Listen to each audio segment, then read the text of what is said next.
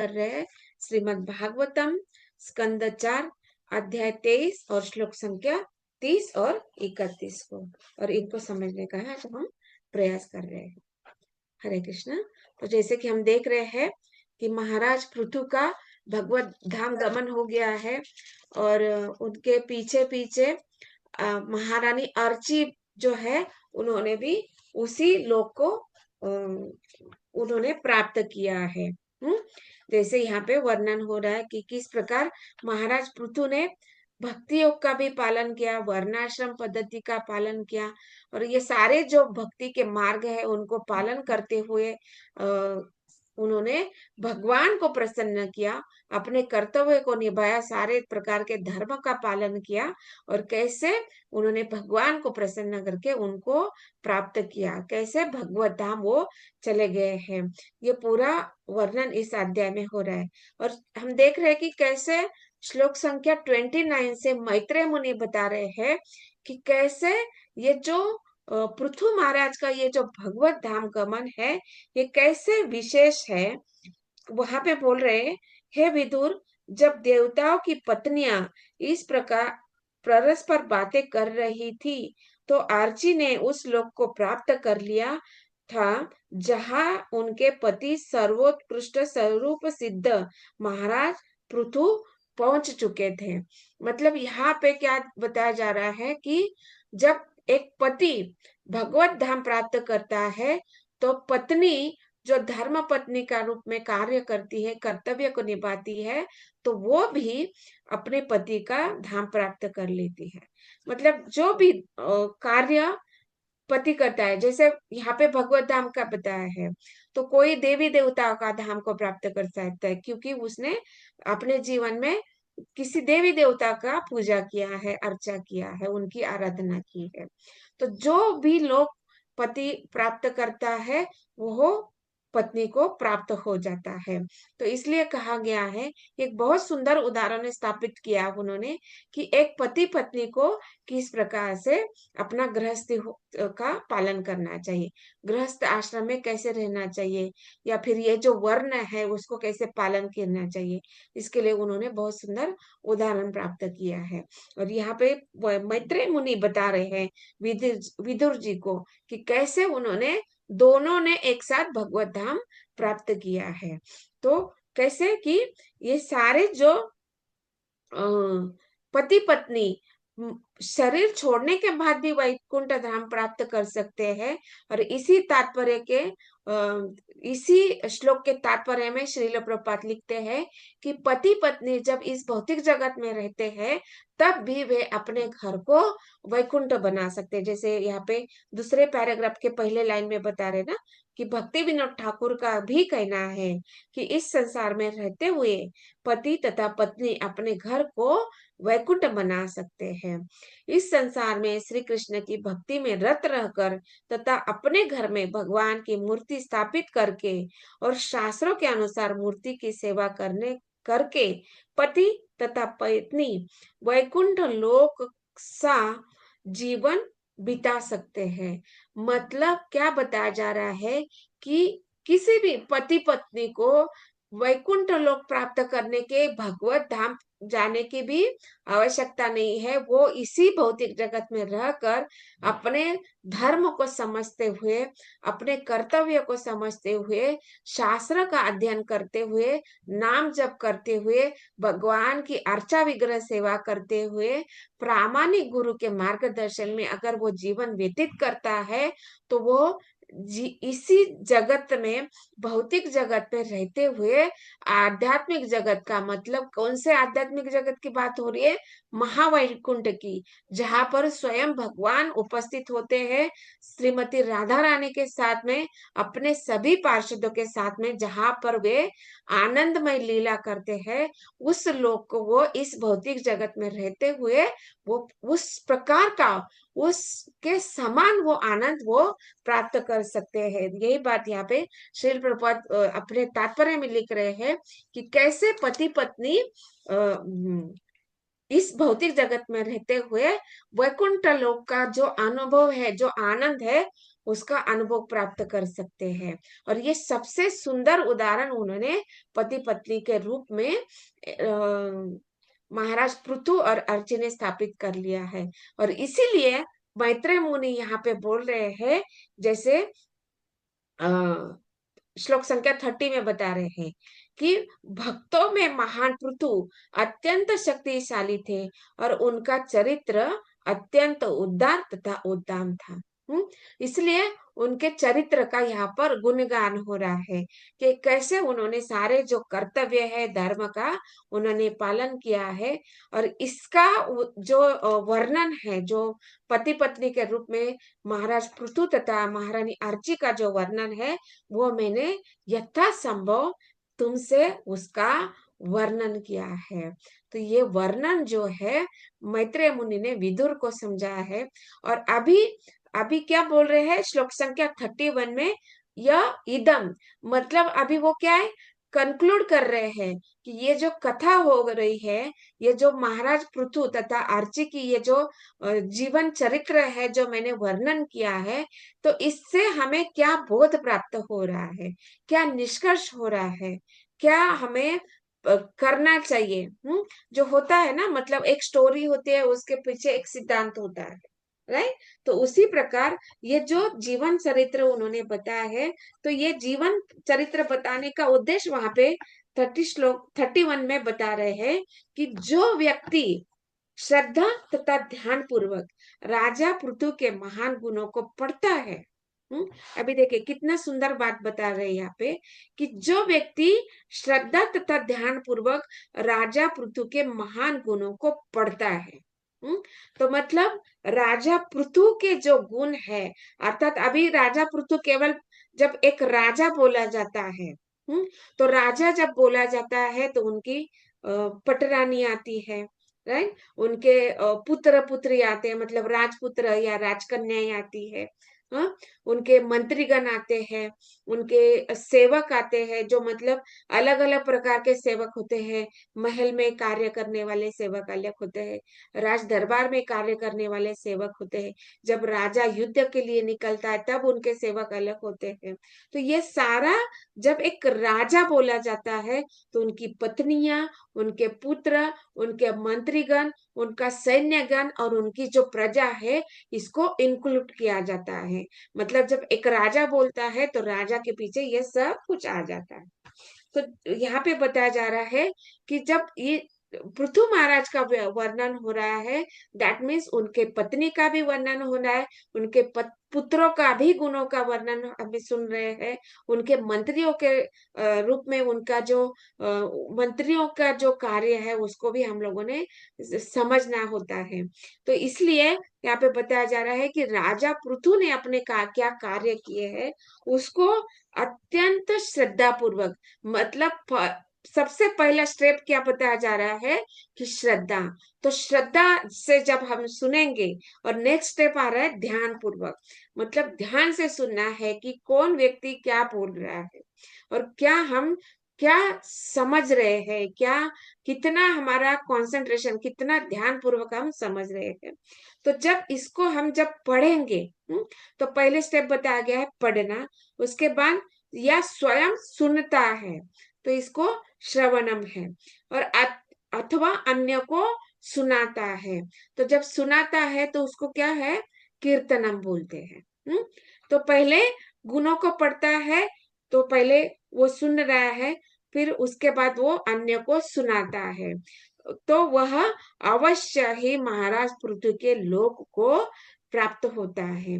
मतलब जिस राजा के विषय में, जिस व्यक्ति के विषय में हम अत्यंत श्रद्धा तथा ध्यान पूर्वक हम पढ़ते हैं, सुनते हैं और अन्य को सुनाते हैं, तो इसको ही श्रील प्रभुपाद क्या बोल रहे हैं, श्रवणम कीर्तनम विष्णु स्मरणम। तो ये सब जब हम करेंगे तो क्या होता है, उस व्यक्ति ने जो लोग प्राप्त किया है उसको हम अवश्य ही प्राप्त करते हैं।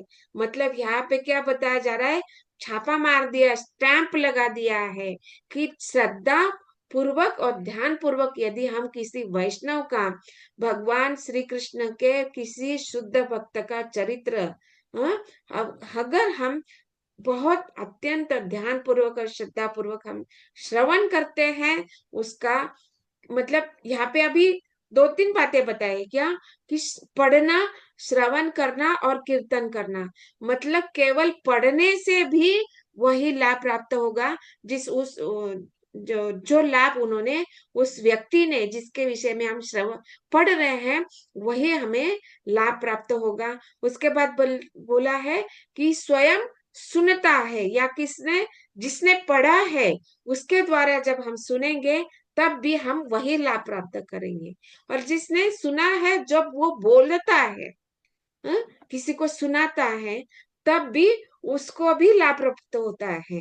मतलब क्या, कि जैसे फर्स्ट कैंटो में बताया गया पहले ही अध्याय में, कि श्रोता, वक्ता तथा, मतलब जो बोलता है वो कौन होता है, वक्ता होता है। और जो सुनता है वो श्रोता होता है। और ये सब सुनने के बाद जो प्रश्न उत्पन्न करता है या प्रश्न पूछता है, तो वो प्रश्न पूछने वाले व्यक्ति को भी लाभ प्राप्त होता है। तो इसी प्रकार यहाँ पे बताया जाता है कि जो पढ़ता है, सुनता है और अन्य को सुनाता है, तो उसको भी वही लाभ प्राप्त होगा।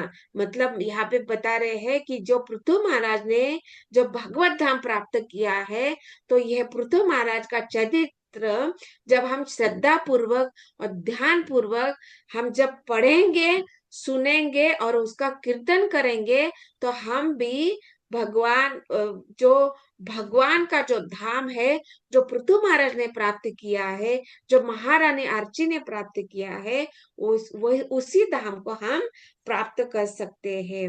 यही बात यहाँ बता रहे हैं श्रील प्रभुपाद, कि दूसरे शब्दों में ऐसा व्यक्ति भी वैकुंठ लोक अर्थात भगवान के धाम को वापस जा सकता है। मतलब यहाँ पे कितनी विशेष बात बताई गई है कि हम कौन है, कौन है हम, कौन है हम? मनुष्य, मनुष्य, मनुष्य मानव, है, जीवा मानव, हाँ, जीवा यस, जीवा।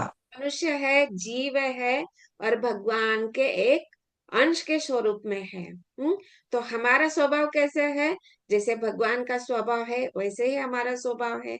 लेकिन क्या हो रहा है कि इस भौतिक जगत में आने के कारण हम ये माया का जो तीन गुण है उसके अंदर फंस गए हैं। और जैसे एक वर्षा का जो बारिश का पानी होता है वो अत्यंत शुद्ध होता है, और इस धरती पर आने पर, पृथ्वी में आने पर उसमें मिट्टी, धूल मिश्रित हो जाता है, या समुद्र में पड़ता है तो वो खारा हो जाता है, अ, और वो सूखी घास पर पड़ता है तो वो अपना अस्तित्व खो देता है। उसी प्रकार जब जीव इस भौतिक जगत में आता है तो अपने स्वभाव को वो भूल जाता है, अपने गुणों को भूल जाता है।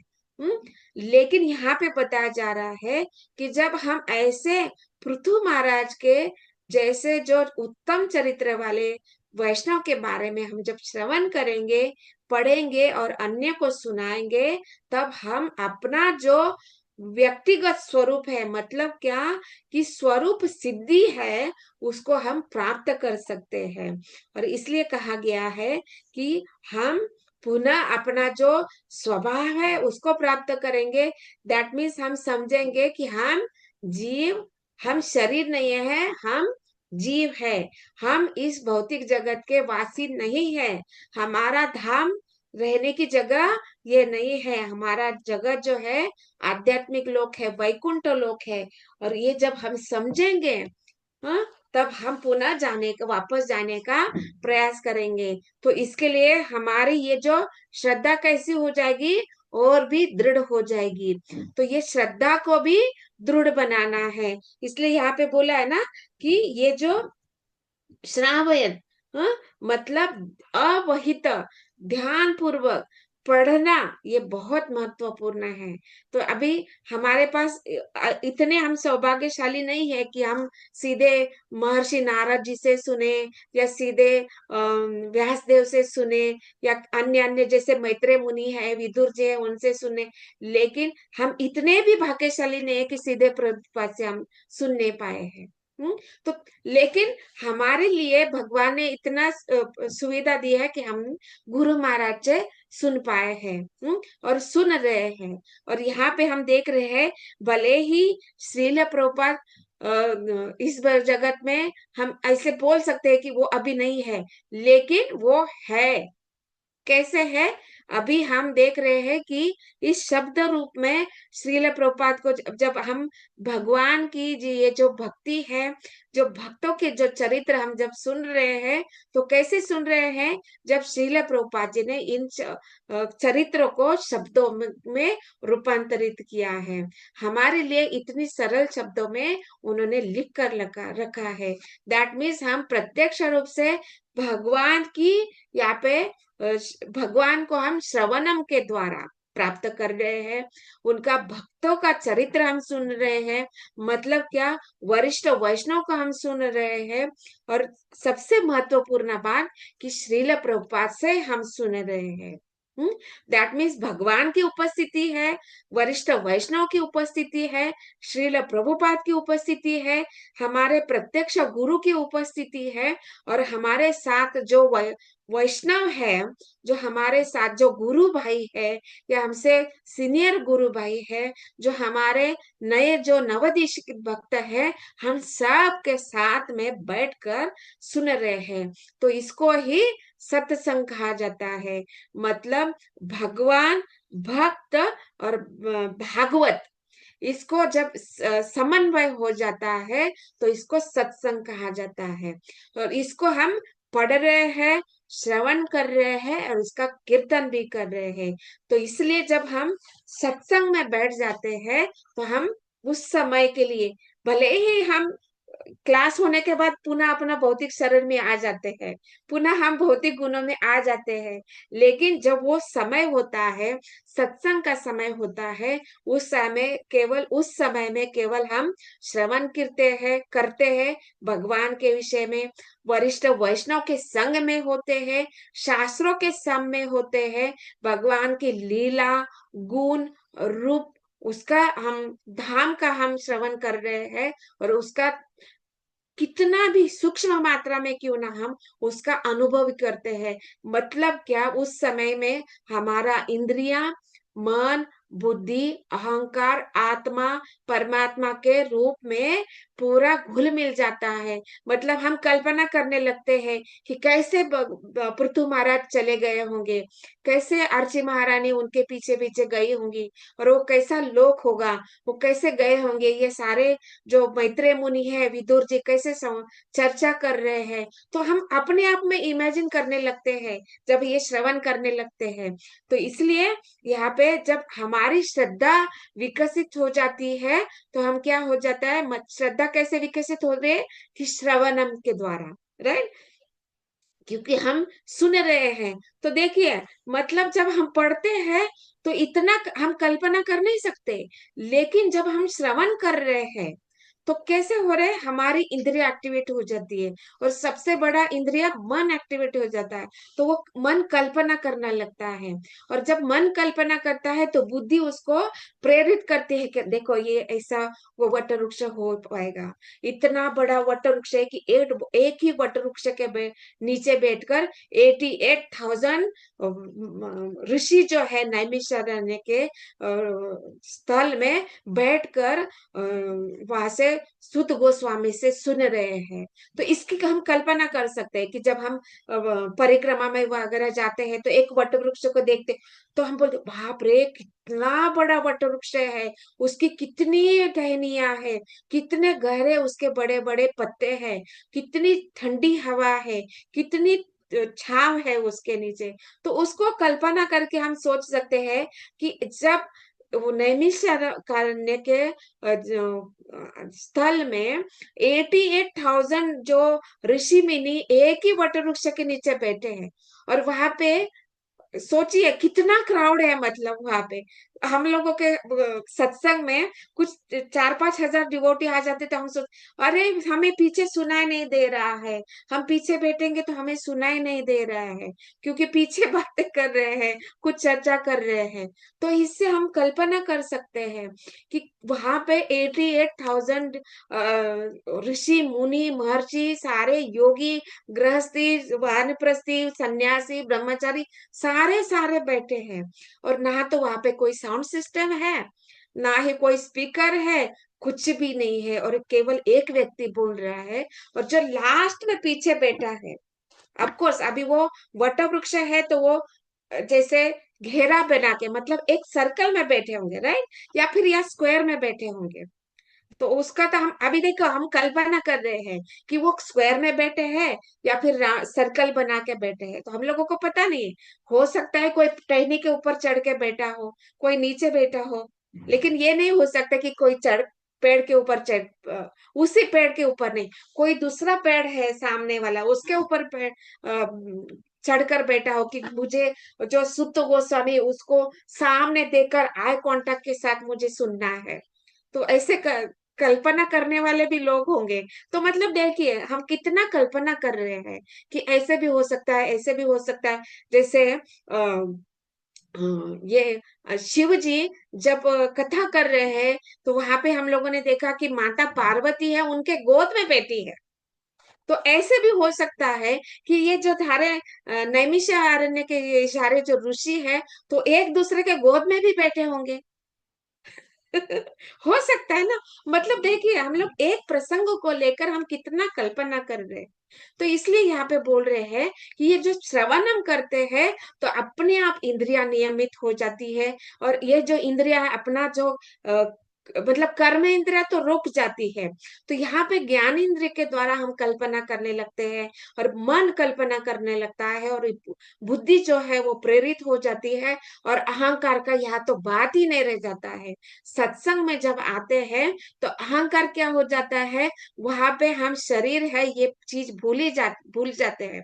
जो बोल रहा है वक्ता, उसको ही हम सुनते रहते हैं। और हमारे राइट साइड में कौन है, लेफ्ट साइड में कौन है, आगे कौन है, पीछे कौन है, इसको हम उस समय के लिए पूरा भूल जाते हैं।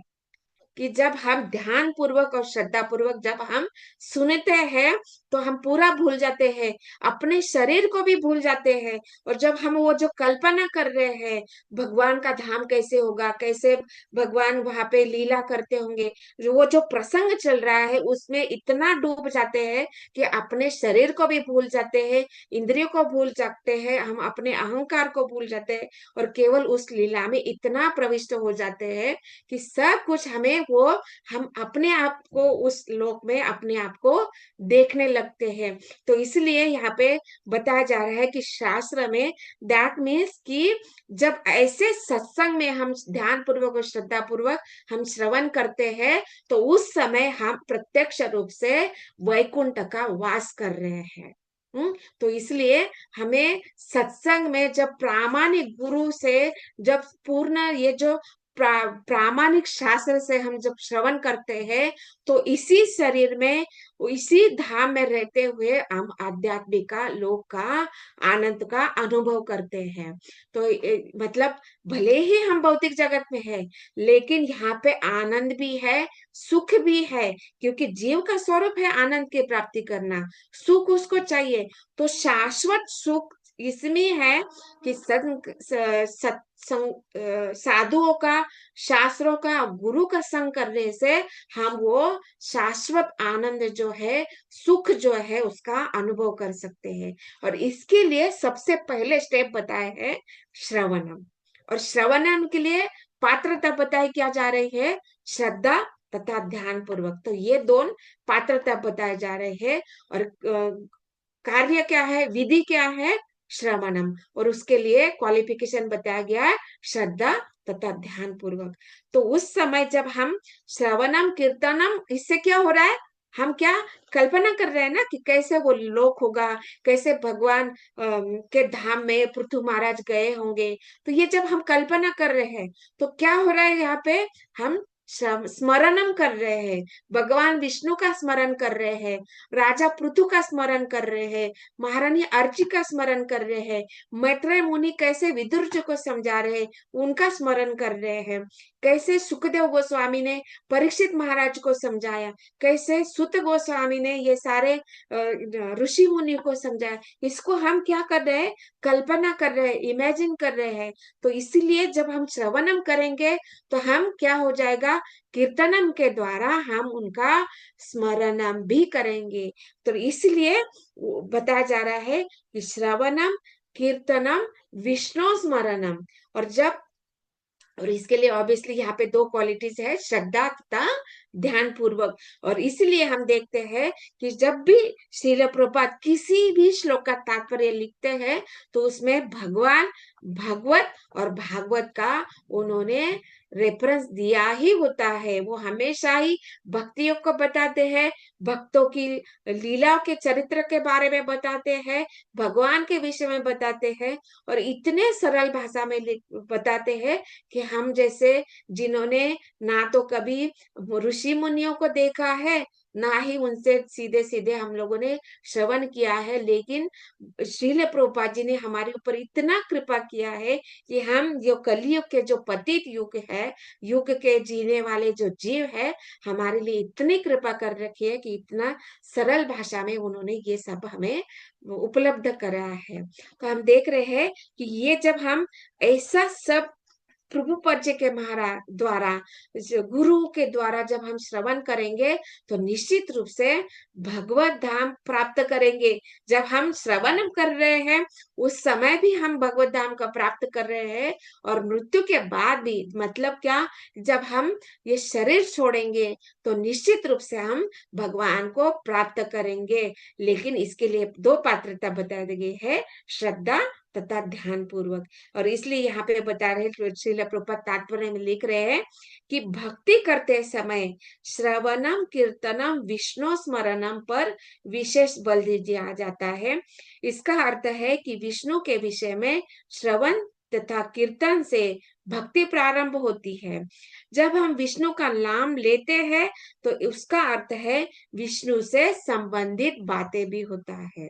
तो मतलब विष्णु क्या, मतलब विष्णु मतलब क्या, केवल विष्णु नहीं होता है। तो जैसे मैंने बोला ना कि राजा मतलब क्या, कि उसकी पत्नियां होती है, उसके मंत्रीगण होते हैं, उनके पुत्र होते हैं, उनके सेवक होते हैं, उनका सैन्य बल होता है, उनका प्रजा भी होता है, और प्रजा में बहुत सारी मतलब चर और अचर सब कुछ इंक्लूड होता है।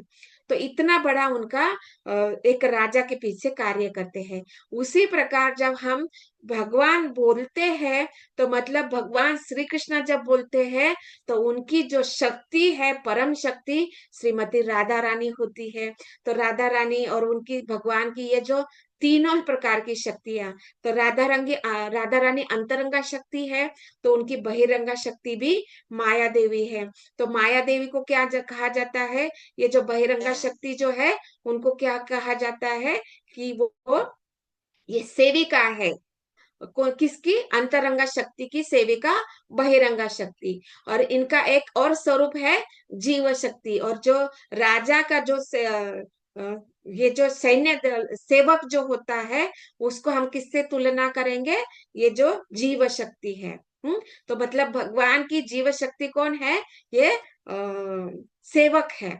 जैसे हम बोलते हैं ना, क्या है हमारी स्थिति, क्या है, जीवेर स्वरूप है कृष्णेर नित्य दास, मतलब हम भगवान के सेवक है। तो जैसे भगवान बोला जाता है तो जीव शक्ति उनके सेवक है, उसी प्रकार जो राजा जो होता है उनके जो सेवक है, तो हम इससे हम तुलना करते हैं। तो इसी प्रकार हम देखते हैं कि जब भगवान बोला जाता है तो भगवान के साथ साथ उनके तीनों शक्ति आती है, अंतरंगा शक्ति, बहिरंगा शक्ति और जीव शक्ति, और उनकी सब की लीलाएं। तो जब भगवान बोलते हैं तो उनके गुण, रूप, धाम, माधुरी, उनकी लीला, उनके पार्षद और उनकी सारी शक्तियां और सब कुछ, मतलब जो भी उनका आध्यात्मिक जगत है, भौतिक जगत है, और उनका फिर उनका सारा जो कार्य है, लीला है, ये सब कुछ आता है। तो इसलिए यहाँ पे श्रील प्रभुपाद लिख रहे हैं कि जब हम विष्णु का नाम लेते हैं तो उसका अर्थ है विष्णु से संबंधित सब कुछ आ जाता है उसमें। और इसलिए यहाँ पे बताया जाता है कि जब हम भगवान के विषय में श्रवण करते हैं, कीर्तन करते हैं, दैट मीन्स उनके भक्तों का भी इंक्लूड उसमें होता है, मतलब भक्त भी उसी में आ जाते हैं। जब भगवान बोले, जैसे हम अभी नाम जप करने के लिए बैठ जाते हैं सुबह में, तो नाम जप करते हैं तो सबसे पहले हम क्या बोलते हैं? सीधा हरे कृष्ण नाम बोलते हैं, महामंत्र बोलते हैं, या क्या बोलते हैं? नमो जय श्री कृष्ण नमः। जय श्री कृष्ण चैतन्य प्रभु नित्यानंद अद्वैत आनंद गदाधर श्रीवासादि गौर श्रीवासादि गौर भक्त। मतलब यहाँ पे क्या हो रहा है? तो पहले, सबसे पहले हम उनके जो वैष्णव, जो उनके शुद्ध भक्त है, उनके जो पार्षद है, उनको हम स्मरण कर रहे हैं। मतलब जब भगवान का नाम लेते हैं तो सबसे पहले पार्षदों से उनकी आज्ञा लेनी चाहिए कि हम उनका, भगवान का नाम ले रहे हैं, क्या हम उसके लिए पात्र है? क्या हमारे अंदर वो श्रद्धा है? क्या हम ध्यान पूर्वक वो कार्य कर सकते हैं? देखिए, नाम जप के लिए भी ध्यान की पात्रता बोली गई है, उसके लिए भी श्रद्धा होनी चाहिए, तभी हम वो नाम ले सकते हैं। हाँ, तो इसलिए जब भगवान का नाम लेना है तो पहले हम उनके जो शुद्ध वैष्णव है, उनके जो शुद्ध भक्त है, उनके जो पार्षद है, नित्य पार्षद है, उनको हम पहले प्रणाम करते हैं, तभी हम भगवान का नाम ले सकते हैं। और जब हम भगवान का नाम लेते हैं मतलब भक्तों का नाम आ गया है, राइट? तो उसी प्रकार यहाँ पे बोला गया है कि भगवान और भक्तों में अंतर नहीं होता है, और होता भी है। यही सिद्धांत श्री चैतन्य महाप्रभु ने हमें समझा है कि कैसे भक्त और भगवान में अंतर नहीं है। जैसे श्लोक संख्या 30 में बताया गया ना कि भगवान शब्द उनके शुद्ध भक्तों के लिए भी बोला जाता है और भगवान के लिए भी बोला जाता है। और क्यों बोला जा रहा है? कि उनमें वो शक्ति है, जिस प्रकार की शक्ति स्वयं भगवान में है, हाँ, उसी प्रकार की शक्ति इनमें भी है। जैसे भगवान भौतिक जगत को निर्माण करते हैं, वैसी ही शक्ति ब्रह्मा जी को दी है ना कि इस भौतिक जगत को आप निर्माण कीजिए। इसीलिए उनको, ब्रह्मा जी को भगवान भी कहा जाता है। लेकिन भगवान हम बोल रहे हैं, भगवान नारद जी को भी बोला जाता है, शिव जी को भी बोला जाता है, ब्रह्मा जी को भी बोला जाता है, अन्य जैसे व्यास देव है उनको भी बोला जाता है, पृथु महाराज है उनको भी भगवान बोला गया है। लेकिन यहाँ पे क्या हो रहा है? भगवान श्री कृष्ण जो है, उनमें जो ये शक्ति जो है, जैसे इन ब्रह्मा जी की शक्ति देख लीजिए, पृथु महाराज की शक्ति है, महर्षि नारद जी की है, शिव जी की है, उनको भी भगवान को बोला जाता है। लेकिन उनमें जो शक्ति है उसकी फर्क क्या है? मात्रा में फर्क है। हाँ, गुण तो वही है, जो गुण भगवान में है वो गुण इन ब्रह्मा जी में है, शिव जी में है, नारद जी में है, अन्य पृथु महाराज है, उनके जो शक्तावेश अवतार है, अन्य अन्य जो सारे जो अवतार है, गुणावतार, युगावतार, सारे जो प्रकार के जो अवतार है, उनमें वो शक्ति है। तो मतलब शक्ति है मतलब क्या? गुण है। लेकिन क्वालिटी तो है, लेकिन फर्क क्या है? क्वांटिटी में है, मात्रा में है। मतलब क्या, जितने मात्रा में भगवान में गुण है, उतनी मात्रा में कभी भी इन जो ब्रह्मा जी, शिव जी या नारद जी या जो सारे अवतार है उनमें नहीं होती है। इसको ही इसको ही चैतन्य क्या बोल रहे हैं? श्री चैतन्य महाप्रभु क्या बोल रहे हैं? अचिंत्य भेदा भेद तत्व। मतलब क्या? भेद भी है और भेद नहीं भी है। तो भेद कहाँ पे बोला गया है? गुण के स्तर पर भेद बोला गया है। गुण भगवान में जितनी है उतना गुण मतलब गुण तो है लेकिन मात्रा का फर्क है। तो जो मात्रा है वो इनमें नहीं है, इसलिए वहां पे क्या बोला गया, भेद भी है लेकिन अभेद भी है, क्योंकि गुण मत है उनके जैसा ही गुण है, इसलिए अभेद है। और भेद क्या बोला गया है कि मात्रा में भेद बोला गया है, कि भगवान में ज्यादा मात्रा में गुण है, और ये सारे जो अवतार है भगवान के, ब्रह्मा, शिव जी, महर्षि नारद, व्यासदेव, पृथु महाराज जैसे अनेक अनेक, वामन देव वगैरह जो है, ये सारे अवतारों में मात्रा में फर्क है, इसलिए भेद है और भेद नहीं भी है। इसलिए यहाँ पे बोला गया है कि भगवान तथा उनके भक्तों में भेद भी होता है और अभेद भी होता है, इसलिए अचिंत्य भेदाभेद तत्व बोला गया है। और इनके ऐसे भगवान के शुद्ध भक्त द्वारा जो ज्ञान दिया जाता है उसमें किसी भी प्रकार का भेद नहीं होता है।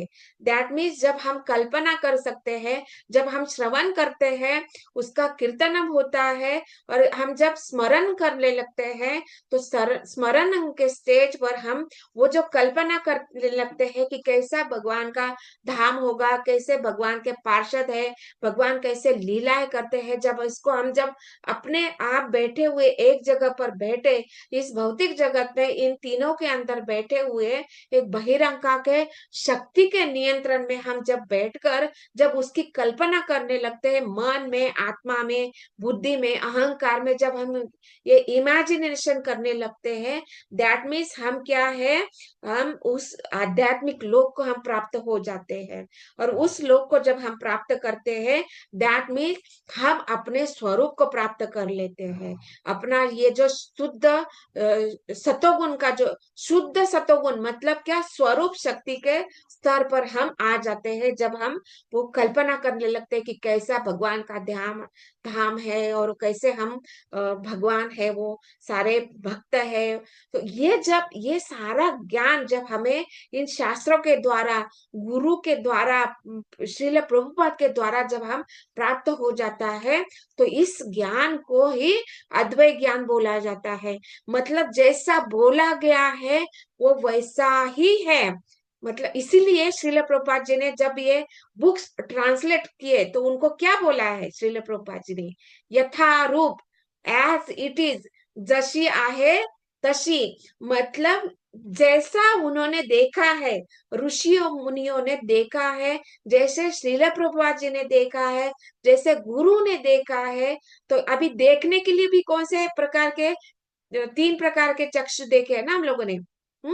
कैसे, पहले तो चर्म चक्षु है, ज्ञान चक्षु है, और फिर आता है ये प्रेमा चक्षु। तो ये सारे चक्षु के द्वारा उन्होंने देखा है। तो चर्म चक्षु से हम नहीं देख सकते, ज्ञान चक्षु से हम कुछ मात्रा तक हम इमेजिन कर सकते हैं, और प्रेमा चक्षु से हम इमेजिन करने की आवश्यकता नहीं है, वो प्रत्यक्ष रूप से देख पाते हैं।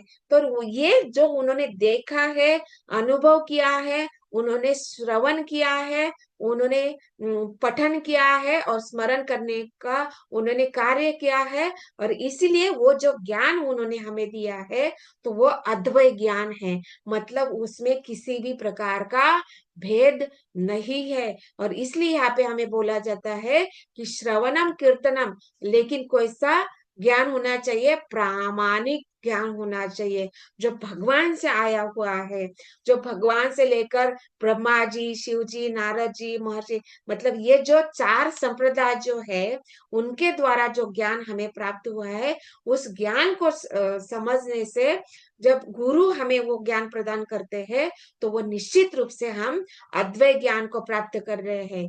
इसका प्रूफ क्या है कि हम अद्वैत ज्ञान प्राप्त कर रहे हैं, कि जो ज्ञान हमें भगवान ने दिया है वही अद्वैत ज्ञान है, और जो हमें अभी प्राप्त हो रहा है कलयुग में, पतित युग में, इस भौतिक जगत में, इस बहिरंगा शक्ति के नियंत्रण में है। और इस विशेष रूप से हम इस भौतिक जगत में फंसे हुए हैं, इसमें 6 गुण है, 6 दोष है, और और इसमें कितना कितना कल्पना है, मतलब हृदय में इतना मल भरा हुआ है, फिर भी जब हम सत्संग में बैठे हैं तो उसकी हम जब कल्पना कर रहे हैं, दैट मीन्स जब हम कल्पना कर पा रहे हैं, मन को नियंत्रित कर पा रहे हैं, हमारा अहंकार को हम भूल गए हैं कि मैं शरीर नहीं, मैं आत्मा नहीं, मैं शरीर हूँ, ये जो अहंकार है इसको भूल कर हम जब वो कल्पना करने लगते हैं, दैट मीन्स हमारा ये प्रूफ है कि हम जो ज्ञान प्राप्त कर रहे हैं वो निश्चित रूप से अद्वैत ज्ञान है।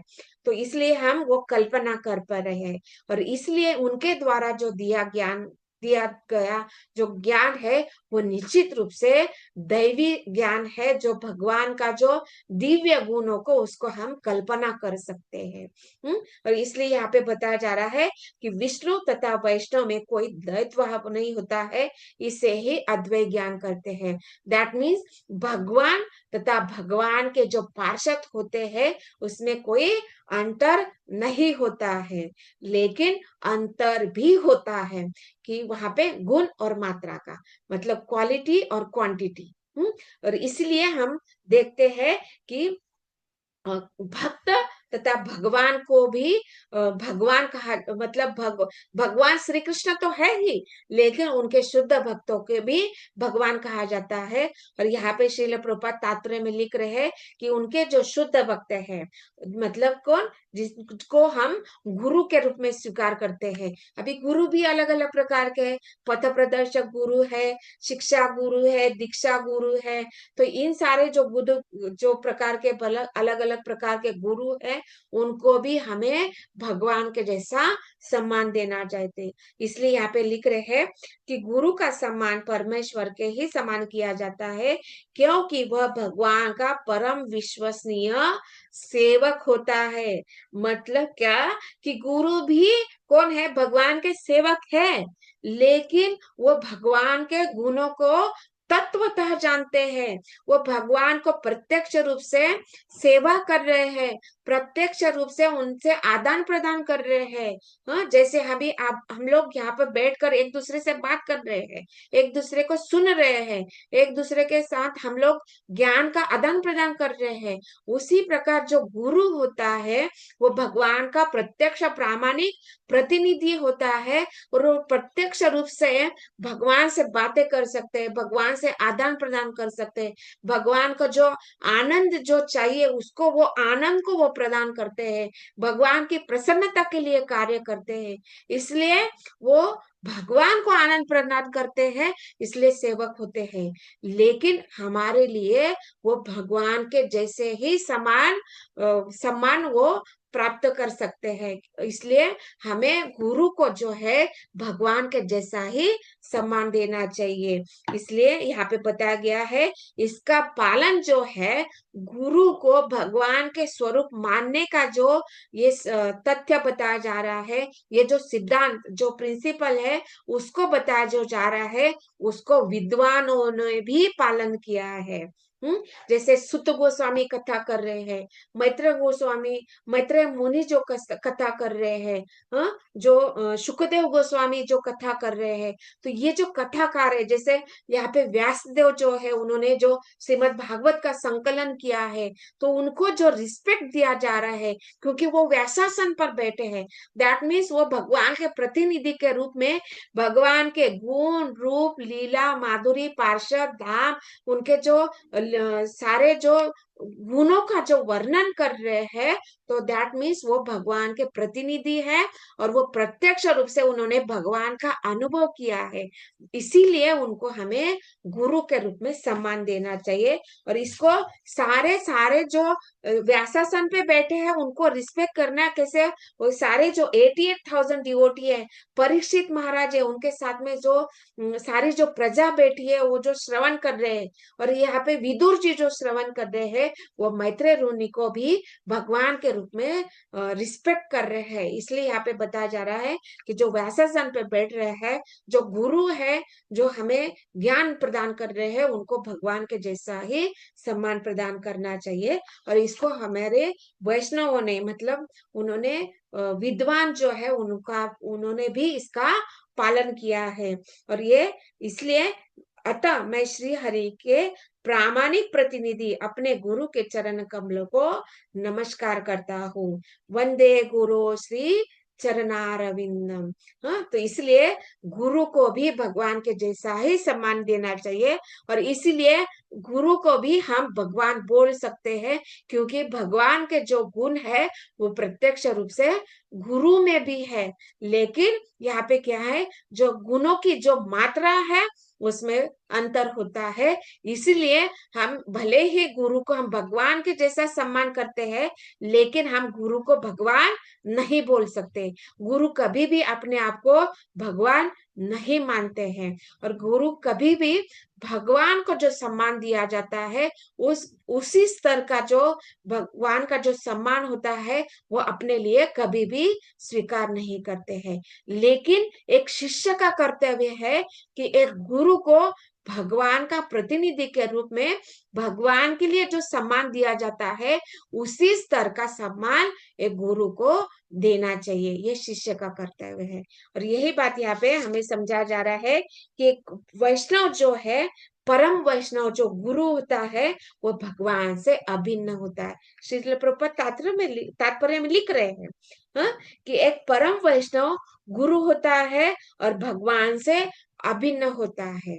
और इसके लिए, इस सिद्धांत को समझाने के लिए उन्होंने चैतन्य महाप्रभु के जीवन का उदाहरण दिया है कि कैसे चैतन्य महाप्रभु स्वयं भगवान होते हुए भी, देखिए अभी चैतन्य महाप्रभु का क्या अवतार बताया गया है, छन्ना अवतार। मतलब क्या, उन्होंने कभी भी ये रिवील नहीं किया कि मैं भगवान श्री कृष्ण हूँ। हाँ, और उन्होंने भक्त के रूप में आकर उन्होंने कार्य किया है, और उन्होंने कैसे बताया कि मैं एक भगवान का शुद्ध भक्त हूँ। और यहाँ पे बता रहे हैं कि जब वो चैतन्य महाप्रभु हमेशा ही गोपियों का स्मरण करते थे। अभी यहाँ उनके समय में जो भी वैष्णव हो या अलग अलग जो सारे संप्रदाय है, वो अलग अलग लोग, संप्रदाय के लोग समझते थे कि ये एक वैष्णव है, एक युवा लड़का है, वो गोपियों को कैसे स्मरण कर सकता है, उसको तो भगवान का स्मरण करना चाहिए। लेकिन ये सिद्धांत तो वो जानते हैं कि जो भगवान के शुद्ध भक्त है उनको भगवान के जैसा ही सम्मान देना चाहिए। इस सिद्धांत को स्वयं भगवान चैतन्य प्रभु जानते हैं। इसीलिए यहाँ पे बता रहे हैं कि वो गोपियों का स्मरण करते थे। और गोपियां मतलब कौन है, कौन है गोपियां?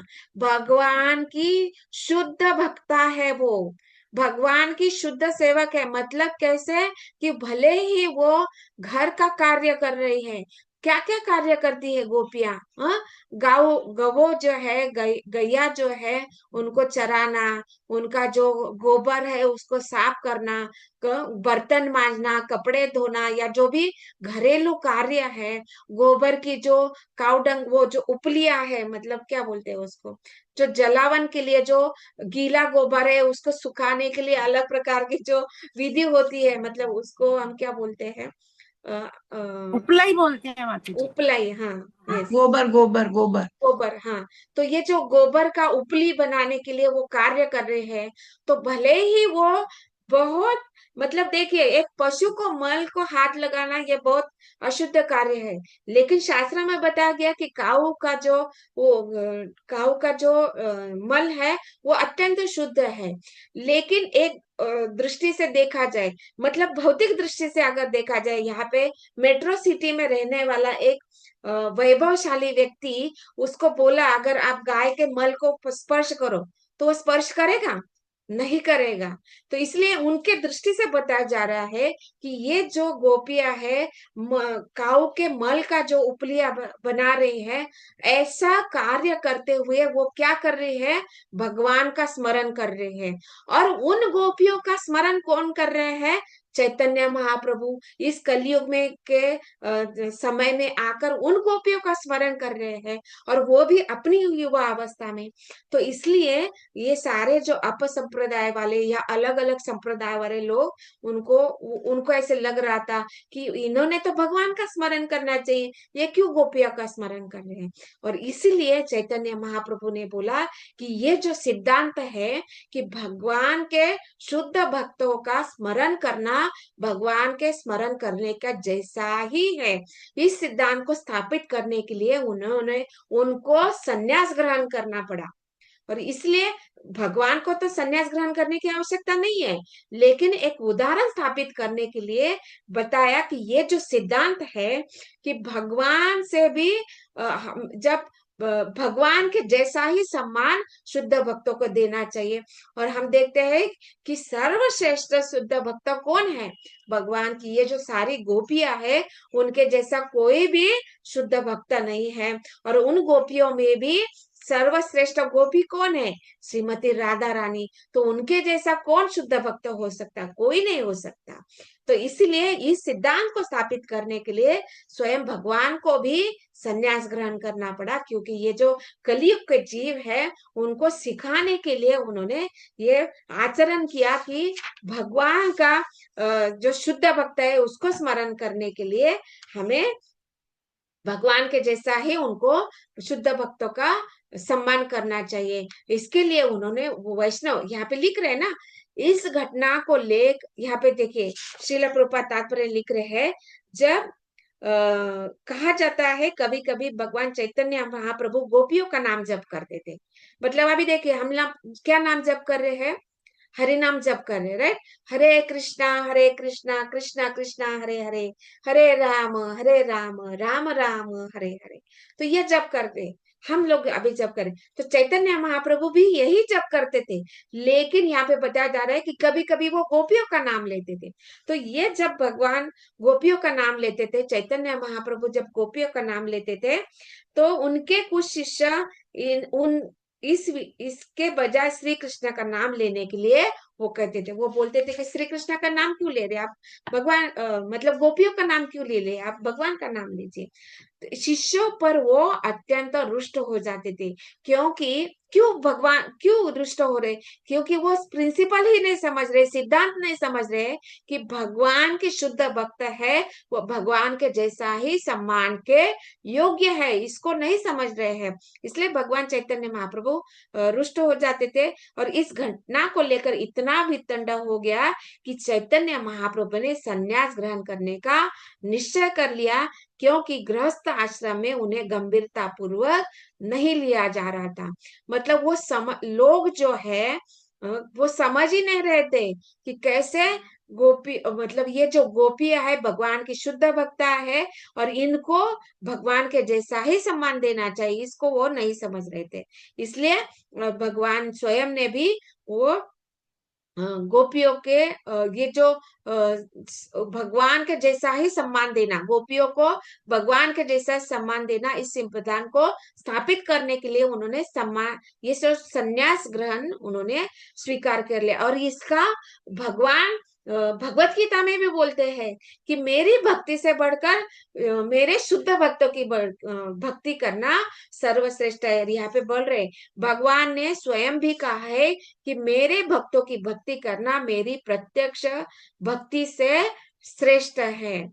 तो इसलिए भगवान कभी भी डायरेक्ट सेवा से प्रसन्न नहीं होते। जब हम गुरु की सेवा करते हैं, जब उनके शुद्ध भक्तों की सेवा करते हैं, उससे ज्यादा प्रसन्न होते हैं। और इसी सिद्धांत को स्थापित करने के लिए भगवान चैतन्य महाप्रभु को संन्यास लेना पड़ा। तो भगवान को संन्यास लेने की कोई आवश्यकता नहीं है, उस उदाहरण को स्थापित करने के लिए उनको संन्यास ग्रहण करने पड़ा। और यहाँ पे बताया गया कि भगवान यहाँ पे बोल रहे हैं कि कभी कभी सहज या भक्त अन्य भक्तों के कार्यकलापों को छोड़कर केवल श्री कृष्ण की व्यक्तिगत लीलाओं में रुचि रखते हैं। तो कुछ ऐसे भी लोग हैं कि वो ऐसे जो भक्ति योग का जो विधि है उसको छोड़कर अपने ही मन से सीधा भगवान से प्रत्यक्ष व्यक्तिगत रूप से वो सेवा करने चाहते हैं, उनको सहजिया कहा जाता है।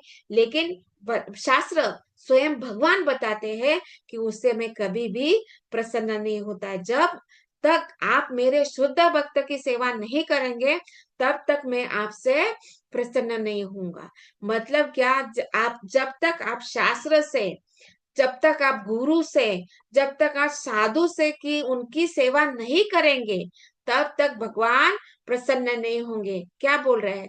तद विद्धि परिप्रश्नेन, तद्विद्धि क्या है, तत्विद्धि प्रणिपातेन प्रणिपात, परिप्रश्नेन यस, सेविते। तत्विधि प्रणिपात, मतलब क्या कि उन विद्वानों को पहले आपको शरण जाना चाहिए, उसके बाद प्रणिपात मतलब शरणागति करना चाहिए, उसके बाद उनकी सेवा करना चाहिए, और उसके बाद आपको जिज्ञासा करना चाहिए।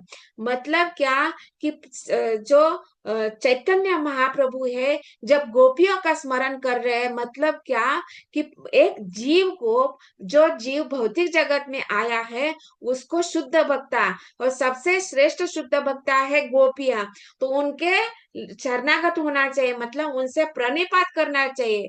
तो प्रणिपात करने के बाद उनसे उनकी सेवा करनी चाहिए, और फिर परिप्रश्नया।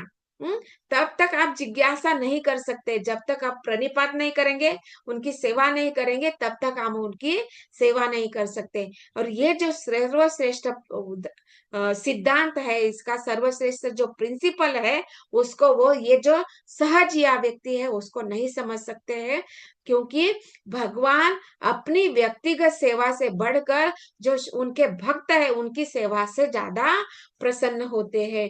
और इसके लिए यहाँ पे बोल रहे हैं कि ऐसा भक्त उच्च स्तरीय नहीं होता है। मतलब क्या कि जब एक शुद्ध भक्त की से कोई जीव व्यक्ति जब शुद्ध भक्त की सेवा करता है, और वो उस शुद्ध भक्तों को प्रसन्न करता है, उनके अनुसार मार्गदर्शन के अनुसार कार्य करेगा, तो उससे वो शुद्ध भक्त प्रसन्न होगा, और उस शुद्ध भक्त जब प्रसन्न होगा तो वो प्रत्यक्ष रूप से गुरु, मतलब ये प्रत्यक्ष रूप से भगवान प्रसन्न होते हैं।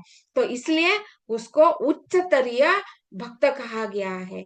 मतलब देखिए, ये उल्टा बताया जा रहा है क्या, कि भगवान का स्तर बोलना चाहिए ना, लेकिन यहाँ पे क्या बोल रहा है, भक्त का स्तर बोला गया है। कि जब एक भक्त, मतलब हम जैसे जो साधारण जीव है, जब हम गुरु को प्रसन्न करने का प्रयास कर रहे हैं, और हमारे कार्य से जब गुरु प्रसन्न होते हैं, तो भगवान प्रसन्न होते हैं। और ऐसे जो भक्ति करने वाला जो साधारण जीव है, उसको उच्च स्तरीय भक्त बोला गया है।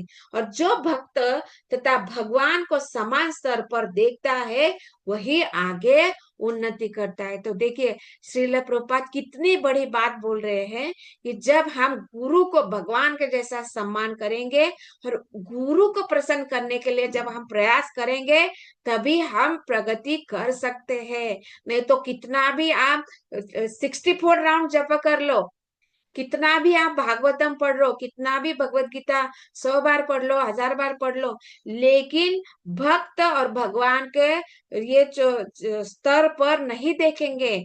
मतलब हमें जो मार्गदर्शन करने वाले गुरु है, वो वरिष्ठ वैष्णव है, उनको हम यदि भगवान के जैसा समान सम्मान नहीं करेंगे, उनके स्तर पर हम नहीं देखेंगे, तो अब हम आगे प्रगति नहीं कर सकते हैं।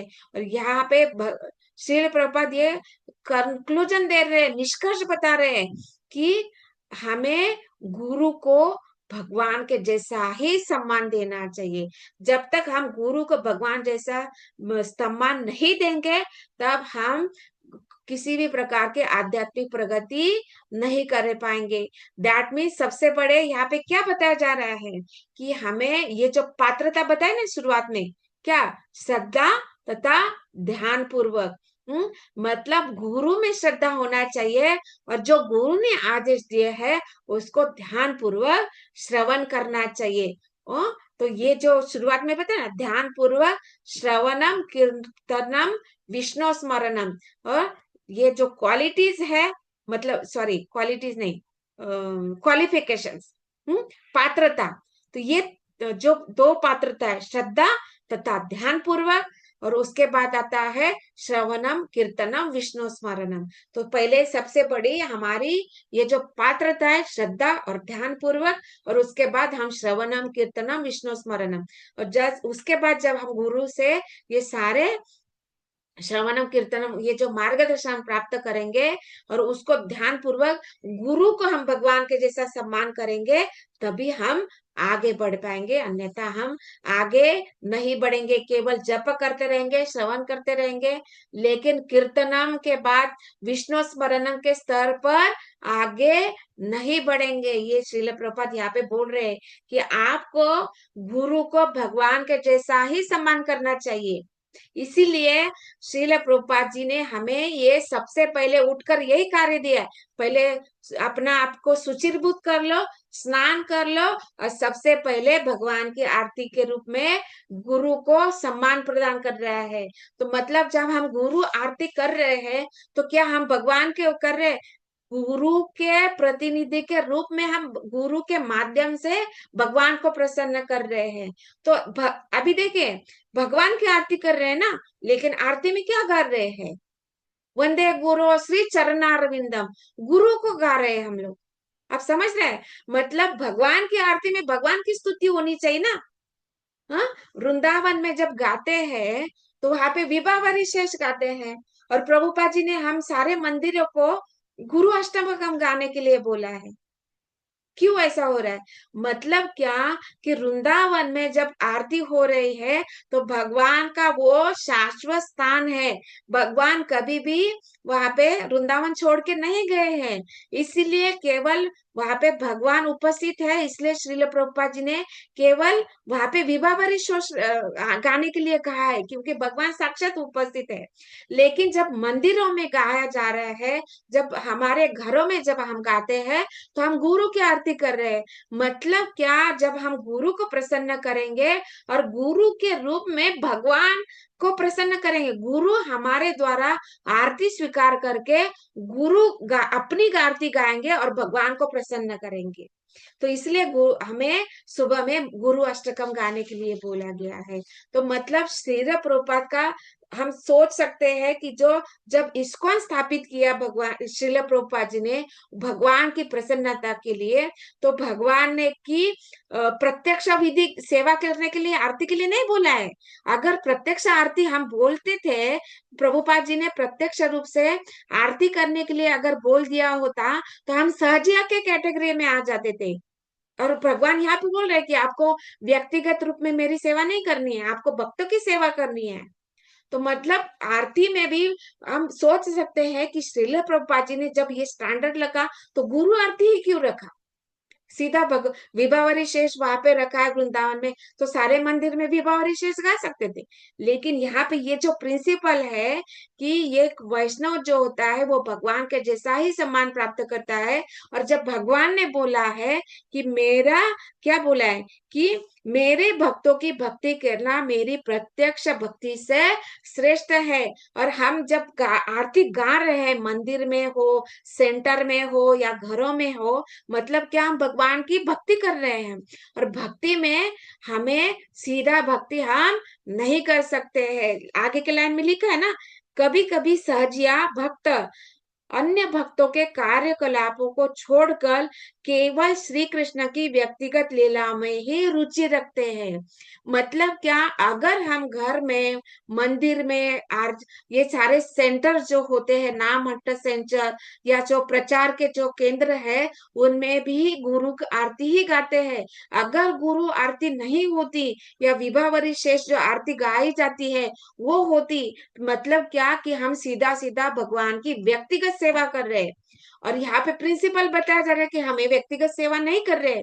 इसीलिए श्रील प्रभुपाद ने ये हमें गुरु अष्टकम गाने के लिए बोला है। तो कितनी बड़ी सोच श्रील प्रभुपाद लिख रहे हैं कि मतलब एक जो उन्होंने स्टैंडर्ड स्थापित किया है कि इस्कॉन के लिए क्या होना चाहिए, क्या नहीं होना चाहिए। मतलब शास्त्रों के सारे जो सिद्धांत है वो पूर्ण रूप से कोई भी ऐसा पॉइंट आउट नहीं कर सकता है। यहाँ पे ये लिखा है और आपने ये लिखा करा करने के लिए बोला है। प्रभुपाद के ऊपर कोई भी उंगली नहीं उठा सकता है। किसी भी क्षेत्र में लीजिए, बुक डिस्ट्रीब्यूशन लीजिए, मंदिर के स्थापना में लीजिए, गुरुकुल के लिए लीजिए, कोई भी कार्य है, किसी भी कार्य के लिए कोई भी पॉइंट आउट नहीं कर सकता है। इसलिए यहाँ पे श्रील प्रभुपाद यही समझाना चाह रहे हैं कि कैसे गुरु को भगवान के स्तर पर सम्मान देने से और उनके जो पार्षद है, उनके जो संगी है, उनको वो सही रूप से सम्मान देने से